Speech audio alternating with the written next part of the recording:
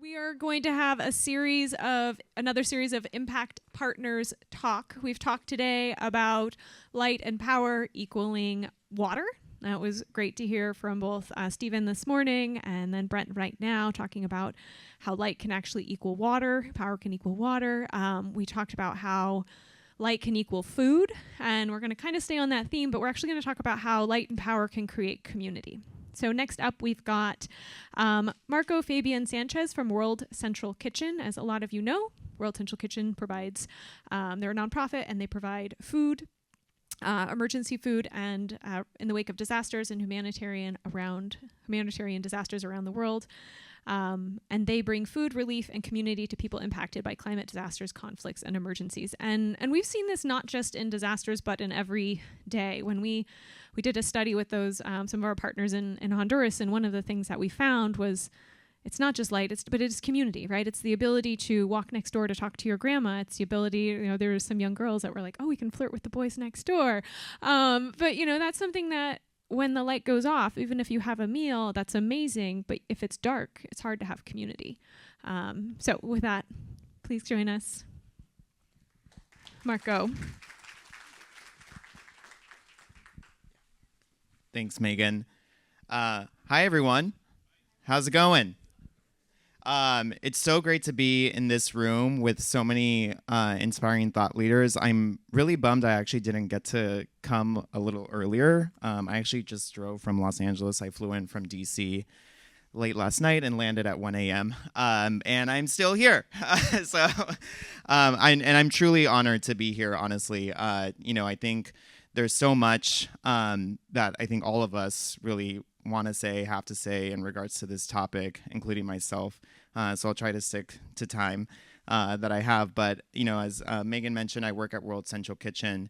By a show of hands, just out of curiosity, and it's okay if you haven't heard of us, but who has heard of World Central Kitchen before? Okay, awesome. A majority of the room. That's always great to know. As Megan mentioned, we are a humanitarian organization. We are around the world, and including here in the United States.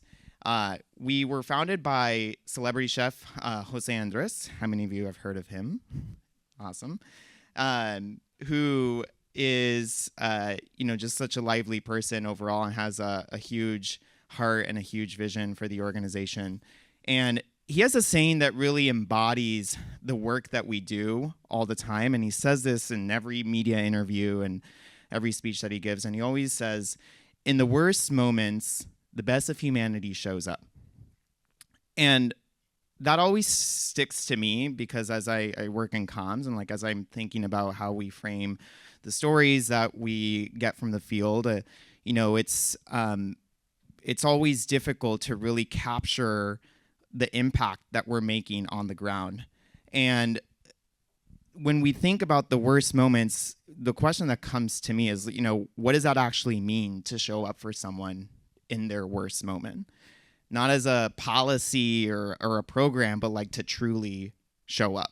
And for us, that means arriving with something that someone needs without being asked. And really in abstract, and to stay on theme, it means providing light in the midst of darkness. And our founding belief at World Central Kitchen is, obviously we provide food, but we view food as something more than that. It's more than calories. We view it, or survival, we view it as, an acknowledgement of someone. We view it as, we're here to provide a warm meal that's not just nourishing, but a reminder of what home tastes like, a reminder of what dignity feels like. And that belief has taken us to dozens of countries and more than 600 meals served since 2010 when we first started our organization. The way that we work is really unique. We work with local chefs, local suppliers. We tap into the local knowledge of communities.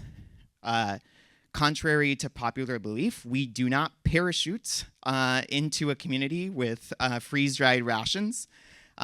We actually cook with real food from local cuisine and do our best to give people a moment of comfort and, like I said, a taste of home when their entire lives have been upended due to a disaster or in some cases, war. And whether we are responding to a natural disaster, a global pandemic, or a conflict, the recurring theme that we see throughout all of those moments is that we are bringing light in the midst of darkness.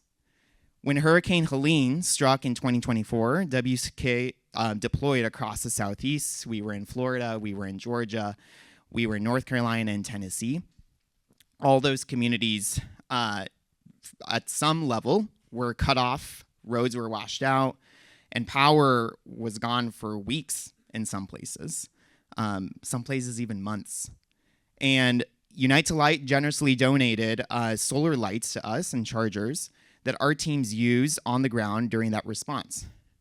And for us, that was a huge part of how we were responding on the ground. And, in general, the question might be asked, what did it actually do for us in practice? We serve food, like light isn't, we don't serve light, we serve meals. But when you're running a field kitchen in the dark in a place that has no grid power, light is not just a convenience. It determines whether you can operate or you're forced to shut down at sunset, whether you can cook meals or not.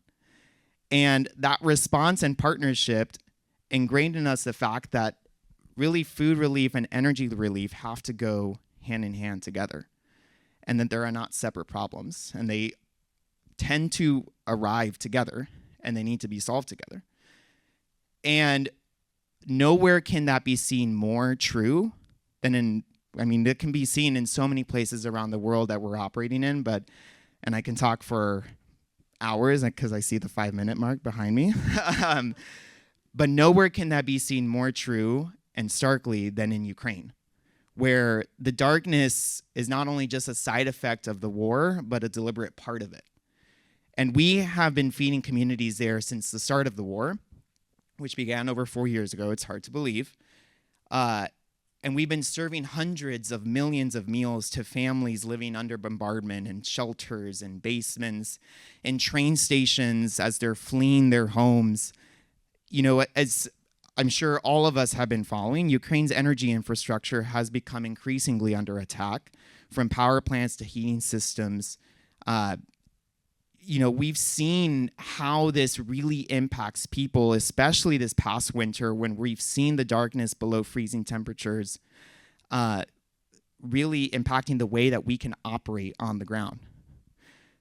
But regardless, our teams have been resilient and they've showed up, and we've been able to be creative about the way that we serve meals. We've shown up with hot, comforting meals, and as well as with generators to help provide warmth to communities that are really struggling not only to have a meal, but to stay warm and to have light in the midst of darkness.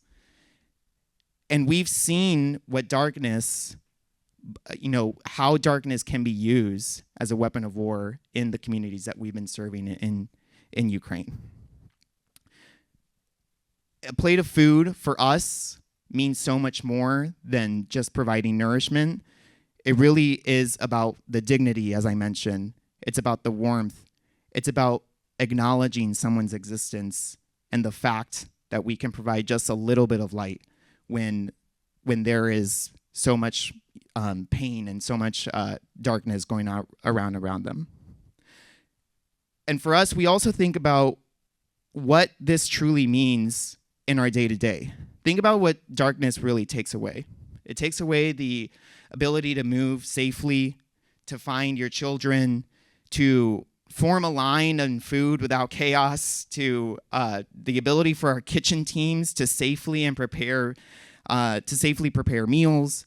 And when we don't have light, that shortens what we're able to provide. It shortens our operations. It shortens our impact, the number of people we're able to serve meals to. And in a crisis, no one knows this better than our response team on the ground. Every single minute matters. It takes away communication. A dead phone in a disaster or a Garmin that our response team uses is not just an inconvenience, it's isolation, and in some places, a compromise of safety. And it means not being able to call for help to let someone know that you are safe. We tend to take these things for granted, But they're a reminder, as I mentioned, that these problems are interconnected and we're thinking about them increasingly more and more.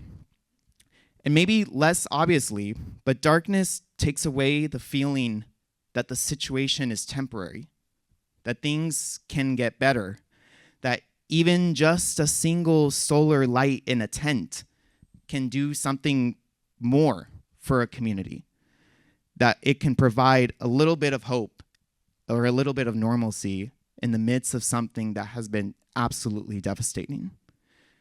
We all know that we're living in an era of overlapping crises. We've talked about climate change and the way that's making natural disasters more frequent and more severe. Civilian infrastructure, as I mentioned earlier, is being deliberately targeted in wars.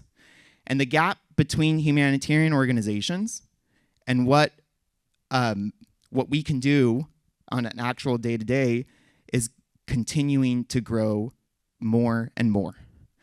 And several organizations here, several people here are working on the energy side of the equation, and we are obviously working on the food side. But what we've learned, whether that's in Ukraine, whether that's been in North Carolina in Hurricane Helene, or in the dozens of other places that we've responded to, those two problems are not separate. The power and food are both foundational to the way that we need to serve communities and the way that communities are able to survive in moments of those moments of darkness. And so the central question that I think that all of us are trying to ask ourselves is, how do we accelerate access to energy? But it's more of a technical one. I think really the answer to that needs to include what happens when the lights go out in a disaster zone and who is there to turn them back on. Every crisis that we're going to face is going to have darkness attached to it, whether that's physical darkness or not. But it's also the darkness of feeling forgotten and not knowing that help is on the way. I believe that our job is to make sure that when those moments arrive, that we bring light in every sense of the word. And that's why I'm so honored to just be here, to be part of this conversation and to find that overlap with all of you. Thank you.